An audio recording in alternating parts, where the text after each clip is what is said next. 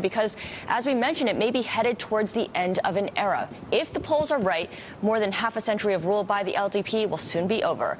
Among the challenges the opposition party will be facing is what it calls a demographic disaster. So David Tweed, our reporter in Tokyo, will have more on that. And David, let's talk about that. How big is that population problem, that demographic disaster?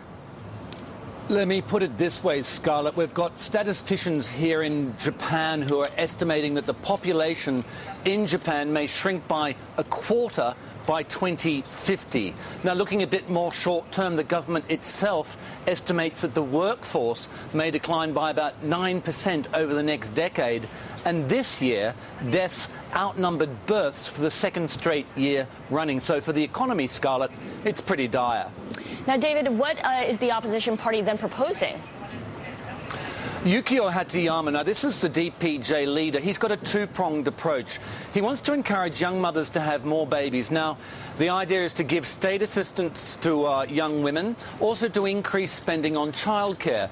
He's also planning a cash handout of about $280 for each child each month. This bit is interesting because it'll also give the economy a shot in the arm. And remember, the economy in Japan has been pretty severely hit by the financial crisis. It only just grew in the second quarter after the biggest contraction ever since the Second World War. Scarlett? Very quickly, then, how are women responding to all these proposals?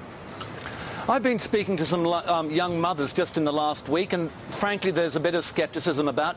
They're asking, how do we know if the DPJ is going to actually keep up these payments? So until people have confidence that the DPJ can actually govern, its plans might have little hope of gaining traction. Scarlett, back to you. Okay, thanks so much. David Tweed reporting for us in Tokyo.